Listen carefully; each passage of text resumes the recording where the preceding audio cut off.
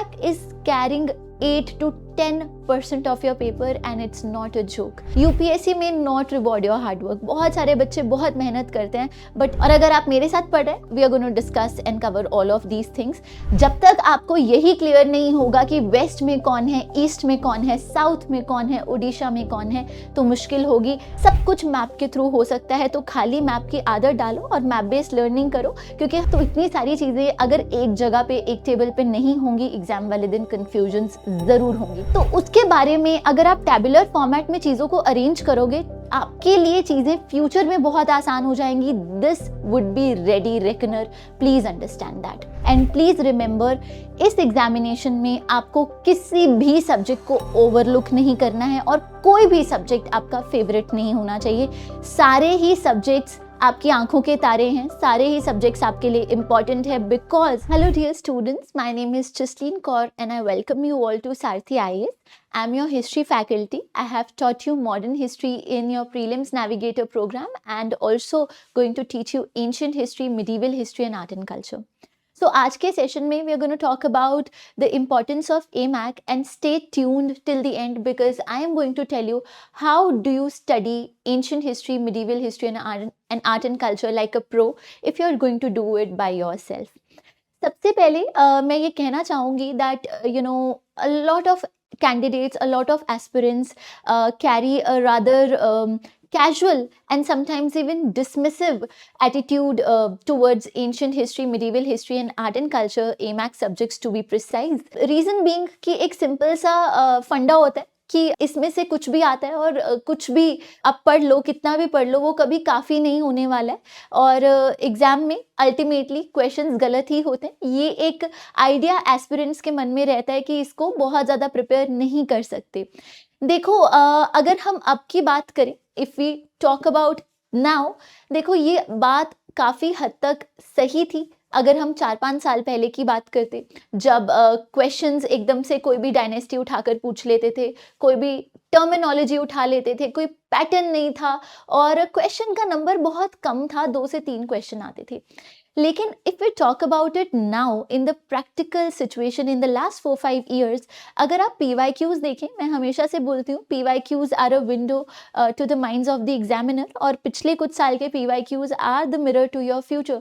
तो अगर आप लास्ट 4-5 साल के PYQs देखें, not just the predictability of AMAC has increased, अब हमको समझ में आ रहा है कि कुछ तरीके के ऐसे फिक्स्ड पैटर्न्स हैं, थीम्स हैं जो बार पूछे जा रहे हैं, और दूसरा कि number of questions, AMAC is carrying 8 to 10% of your paper and it's not a joke. 10% paper सिर्फ एक सब्जेक्ट पे निर्भर होना एक जोक नहीं है और हमको इस पेपर के लिए, इस सब्जेक्ट के लिए ज़रूर से प्रिपेयर करना चाहिए, क्योंकि मैं आपको अपने एक्सपीरियंस से एक बात बता सकती हूँ वेरी फ्रैंकली, UPSC में not reward your hard work. बहुत सारे बच्चे बहुत मेहनत करते हैं, but if it will punish you, it will definitely punish you for your neglect. तो AMAC को निगलेक्ट नहीं करना है.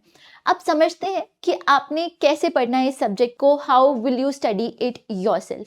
तो for all those candidates who are going to study with me will have an idea कि हम कैसे class में पढ़ेंगे, and for all those candidates who want to study by themselves, I would want to help you here, because ये ऐसा subject है जो predictable है, ऑब्सक्योर नहीं है और इन चीज़ों को हम कर सकते हैं. तो आप खुद कैसे पढ़ेंगे उसकी गाइडलाइंस मैं आपको बताऊंगी. So let's have a look. सबसे पहले if we talk about ancient history, क्या पढ़ना है, कौन से सोर्सेज पढ़ने हैं, प्लीज़ ये समझ जाइएगा वंस एंड फॉर ऑल. सबसे पहले तो क्लास NCERTs ही पढ़नी है. क्लास 6 की NCERT है, that is about ancient history. Class 7 की NCERT है, that is about medieval history. Then you have class 12 themes 1 and themes 2. Class 12 की themes 1 and themes 2 plus art and culture के कोई भी नोट्स, शॉर्ट नोट्स आप उठा सकते हैं. ठीक है, ये कुछ बुक्स हैं जो आपको पिकअप करनी है और इसको कैसे पढ़ना है. देखो बुक्स ये काफ़ी होंगी. The idea is not to go after multiple of books, the idea is not to go about plethora of sources, उससे आपको हेल्प नहीं मिलेगी. रिसोर्सेज कंसाइज रखना, very very important. Trust your sources, और सबसे ज़्यादा ट्रस्टेबल सोर्स है ही NCERT. 6th to 7th NCERT में बेसिक्स हैं, ट्वेल्थ की एनसीईआरटी में कुछ यूनिक आइडियाज़ हैं, यूनिक फैक्ट्स हैं, और ये दोनों ही इंपॉर्टेंट होते हैं पेपर को सॉल्व करने के लिए, तो इसको आप नहीं छोड़ सकते। ऑल्टरनेटिवली एक और सोर्स है तमिलनाडु की एनसीईआरटी, ठीक है, तमिलनाडु की NCERT for ancient and medieval, वो भी पढ़ सकते हो, कोई प्रॉब्लम नहीं है, लेकिन उसमें आपको थोड़ी सी ज़्यादा मेहनत करनी पड़ेगी, अपने कंसाइज नोट्स थोड़े से ज़्यादा प्रिपेयर करने पड़ेंगे। बट आई वुड सजेस्ट कि आप सीबीएसई की एनसीईआरटी क्लास 6, 7 एंड 12th की थीम्स 1 और 2 पढ़े, अगर आप खुद से पढ़ रहे हैं। और अगर आप मेरे साथ पढ़ रहे हैं, we are going to discuss and cover all of these things. सबसे पहली बात, it's very very important to understand कि पेपर में क्वेश्चंस आ कैसे रहे हैं, कौन से ऐसे प्रिडिक्टेबल पैटर्न्स हैं जो हमको डिकोड करने हैं। First and foremost remember 8 to 10 questions आ रहे हैं, 8 तो आ ही रहे हैं। सबसे पहले you will get a lot of questions on locations, map based clarity, map based learning बहुत ज़्यादा क्रूशल हो चुकी है इस एग्जाम के लिए, that is the first thing. Secondly, conceptual clarity, it's very very important.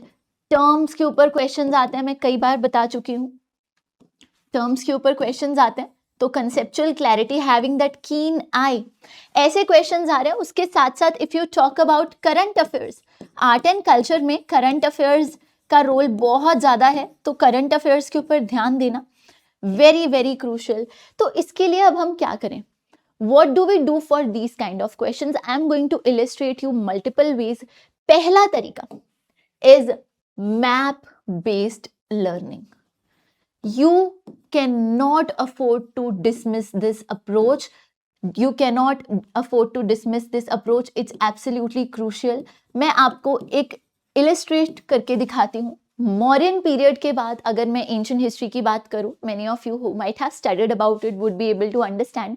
जब हम मौर्यास के टाइम पीरियड की बात करते हैं, तब तक तो क्रोनोलॉजी आइडिया सब क्लियर होते हैं कि ठीक है, पहले हमारी स्टोन एज थी, फिर हमारी वैदिक पीरियड थी, उसके बाद we get to see Mauryas, the first political all India empire in India. उसके बाद की कहानी मिक्स हो जाती है, कुछ समझ में नहीं आता कौन से एरिया में कौन सी डायनेस्टी आई, किसने क्या किया, सब खिचड़ी बन जाता है। ऐसी सिचुएशन में अगर आप मैप्स का सहारा लेते हो, एमैक पढ़ा ही नहीं जा सकता बिना मैप्स के। Maps are not just crucial for geography but also for ancient and medieval history. Modern में भी इसका बहुत रोल है, बट एंशिएंट मिडीवल तो पॉसिबिलिटी ही नहीं है मैप बेस्ड लर्निंग के बारे में। तो ये इंडिया का मैप है, आपको दिख रहा है, इंडिया का आउटलाइन है। अब इसमें हम देखेंगे कि कैसे हम पोस्ट मौर्यास को मैप्स पे प्लॉट कर कैसे कर सकते हैं। आप देखें, जो मौर्यन एम्पायर है, it was an all India empire. जब मौर्यन एम्पायर टूट कर बिखर गया तो उसके कितने सारे हिस्से हो गए, अलग रीजन में कोई किंगडम आया। नॉर्थ वेस्ट में देखें तो फॉरेन इन्वेडर्स आए, फॉरेन रूलर्स आए। साउथ में देखें, डेक्कन रीजन में एक और किंगडम आ गया। मगध में देखें तो मौर्यास के पास न जाने कितने सारे किंगडम्स आए। उड़ीसा की ओर देखें तो अलग से किंगडम आ गया।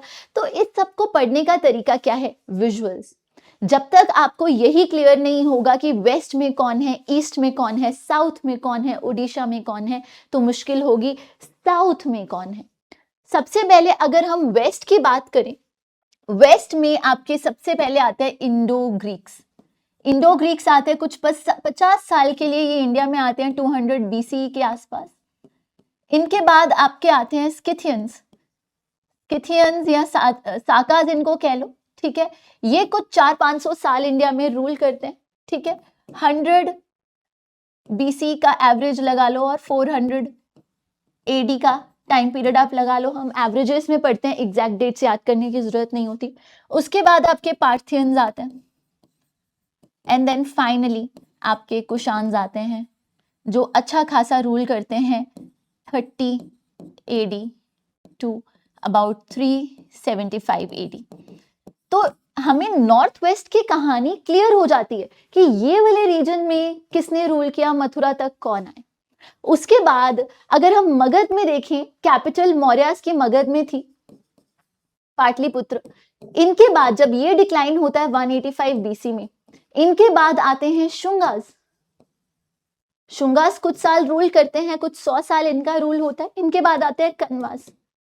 और फिर a sense of vacancy Magadh में शुरू हो जाती है। उसके बाद थोड़े टाइम के लिए यहाँ पे शांति रहती है, ज्यादा एम्पायर्स नहीं आते। ऑन द अदर हैंड यहाँ पर कलिंगा आता है 200 में।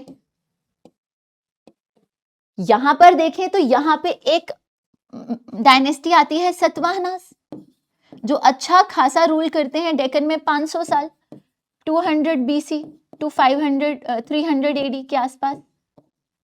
और साउथ में मौर्यस नहीं होते हैं, साउथ में संगम का फेज चल रहा है कुछ 500-600 साल, Sangam age. This would be about 300 BC to 300 AD. Now my idea is not to teach you all this. My idea is to tell you that yes, AMAC is a difficult subject. I'm not saying it's not difficult, but you cannot skip it. So our idea is to make it easy, make it doable, make it breathable in the exam, so that आपके exam वाले दिन confusions ना आए, ये clarity आए, इस तरीके का मैम आपके दिमाग में आए और आपको पता हो कब कहाँ कैसे हुआ। तो map based learning is very very important. Similarly अगर आपको भक्ति मूवमेंट करनी है, भक्ति मूवमेंट कहाँ से शुरू हुई? तमिलनाडु से शुरू हुई, फिर कैसे ये केरल से लेकर कर्नाटक तक गई, उसके बाद किस तरीके से नॉर्थ इंडिया में स्प्रेड हुई, बंगाल तक स्प्रेड हुई, टाइम लाइन्स, सब कुछ मैप के थ्रू हो सकता है। तो खाली मैप की आदत डालो और मैप बेस्ड लर्निंग करो, क्योंकि हमें सिर्फ प्री नहीं देना है, हमें मेंस भी देना है। मेंस में मैप्स बहुत बहुत इंपॉर्टेंट है। दूसरा बहुत बहुत क्रूशियल है, इस एग्जाम में you will be punished, specially for AMAC you would be punished for lack of precision and obscure knowledge. तो टैबुलर फॉर्मेट, जैसे हम बहुत सारे सब्जेक्ट्स को फ्लो चार्ट्स में पढ़ते हैं, we study a lot of subjects in the form of flow charts, या फिर उनको हम सिंपल पॉइंट वाइज पढ़ते हैं। AMAC के लिए मैं स्पेसिफिकली बोलूंगी टेबल्स बनाओ, मल्टीपल कॉलम्स, रोज के अंदर इंफॉर्मेशन को प्रोसेस करो। इससे क्या आएगी? प्रिसीजन आएगी, क्लैरिटी आएगी। अच्छा, इस पर्टिकुलर बुक का ऑथर ये था, इस पर्टिकुलर सेंचुरी में था, ये दूसरी बुक ऐसी है, उसमें ये था, इसमें ये लिखा है, क्या डिफरेंसेस हैं, क्या डिमार्केशन है, टैबुलर फॉर्मेट में समझ में आता है। और ये टेबल्स आप हर चीज़ के नहीं बना सकते हो, हर चीज़ के लिए मैप नहीं बन सकते हैं, हर चीज़ के लिए उसी तरीके से टेबल्स नहीं बन सकते हैं। टेबल्स बनेंगे PYQ पैटर्न्स पे। PYQs पैटर्न्स प्रिडिक्टेबल हैं, हमें पता चल रहा है डायनेस्टीज बार बार पूछी जा रही हैं, उसके ऊपर आप बना सकते हो। हमें पता चल रहा है कुछ लिटरेचर के ऊपर क्वेश्चंस बार बार आ रहे हैं। हमें समझ में आ रहा है कि terminologies are being asked again and again, तो टर्मिनोलॉजीज के ऊपर टेबल्स। हमें समझ में आ रहा है एडमिनिस्ट्रेटिव यूनिट्स के ऊपर क्वेश्चंस आ रहे हैं, तो उसके ऊपर टेबल, ताकि आपकी तरफ से कोई कमी पेशी ना रहे, आप अच्छे से प्रिपेयर कर सके। मैं अभी आपको एक इलस्ट्रेशन दिखाती हूँ टेबल की। देखो, ये कुछ मैंने prelim specific quick revision sheets बनाई हैं। जिन्होंने मेरे मॉडर्न हिस्ट्री के नोट्स देखे हैं, उसमें भी टैबुलर फॉर्मेट में मैंने चीज़ों को बताया। यहाँ देखो, आपको पता है कि कई बार क्वेश्चंस आए हुए हैं कि एडमिनिस्ट्रेटिव यूनिट्स की डिवीजन किस तरीके से एक एम्पायर को तोड़ा गया, उसको अरेंज कर दो। प्रीलिम्स में बहुत बार ऐसे क्वेश्चंस आए हुए हैं। मुगल पीरियड से क्वेश्चन आया हुआ है, सूबा, सरकार, परगना, इसको अरेंज करो। अगर आप इसको नहीं अरेंज कर पाते हो एग्जाम वाले दिन तो मुश्किल हो जाती है, बट क्या करें, हर चैप्टर में एक नई तरीके की डिवीजन है। वैदिक पीरियड में उसको प्रोविंसेस को कुछ और कहते हैं, मौर्याज में उसको चक्र बोलते हैं, गुप्ताज में भुक्ति बोलते हैं, इसी तरीके से दिल्ली सल्तनत में इक्ताज बोलते हैं, उसी तरीके से मुगलों में सूबा बोलते हैं। तो बहुत सारे नाम हैं, और साथ ही साउथ इंडियन किंगडम्स में उसको मंडलम्स बोलते हैं, प्रोविंसेस को ही। तो इतनी सारी चीज़ें अगर एक जगह पे, एक टेबल पे नहीं होंगी, एग्जाम वाले दिन कन्फ्यूजन्स ज़रूर होंगी। उसी के साथ साथ उन्हीं डिविजन्स के लिए क्या की ऑफिसर्स हैं, इसी साल क्वेश्चन आया था प्रदेशिका, राजुकाज एंड कौन कौन से और अन्य ऑफिसर्स हैं। तो उसके बारे में अगर आप टैबुलर फॉर्मेट में चीज़ों को अरेंज करोगे, आपके लिए चीज़ें फ्यूचर में बहुत आसान हो जाएंगी। This would be ready reckoner, please understand that. Third thing that I want to tell you about studying AMAC। अगर AMAC के बारे में बात करूं, सबसे इसके अलावा मैप बेस्ड लर्निंग तो हर चैप्टर में चाहिए, नहीं तो कभी समझ में ही नहीं आएगा। उसके अलावा आपको टैबुलर फॉर्मेट में नोट्स बनाने चाहिए, specially for PYQ based topics, ठीक है, PYQ बेस्ड टॉपिक्स में जिनका हाई आउटपुट आता है, ठीक है। कई बार मैं बता चुकी हूं कौन से ऐसे टॉपिक्स हैं। और प्रिसिजन, इस बात के ऊपर मैंने कई बार स्ट्रेस किया है, precision is very very important. मैं एग्जाम्पल देती हूँ। एक बार मैंने अपनी एक पुरानी वीडियो में एग्जाम्पल दी थी, जैसे क्वेश्चन आया था अरा घटा के ऊपर, it's a water device, but options इस तरीके से थी कि सारे ही वाटर डिवाइसेस थे, बट उसकी वर्किंग पता हो तो ही सॉल्व कर सकते हो। इसी तरीके से और भी क्वेश्चंस आते हैं, जैसे बहुत सारी ऐसी टर्मिनोलॉजीज होती हैं, terminologies by the way are very very important, उसके बारे में आपको क्लैरिटी जरूर से होनी चाहिए। जैसे हम यूजुअली कंफ्यूज हो जाते हैं बहुत सारी टर्मिनोलॉजीज में।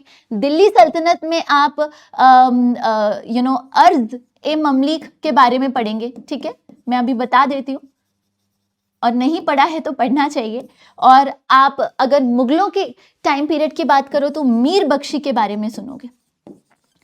और आप अगर एक सरफेस लेवल पर पढ़ाई करोगे तो आप सोचोगे हाँ कुछ मिलिट्री से रिलेटेड है, मिलिट्री ऑफिसर्स हैं, वहां क्वेश्चन आ जाएगा, एग्जाम में क्वेश्चन आ जाएगा कि Mir Bakhshi was a commander of the army during the Mughals. बच्चों को लगेगा yes, commander of army, military officer पढ़ा था, और मुगल भी मुझे तो बहुत अच्छे से याद है, क्लियर हो गया, सही हो गया।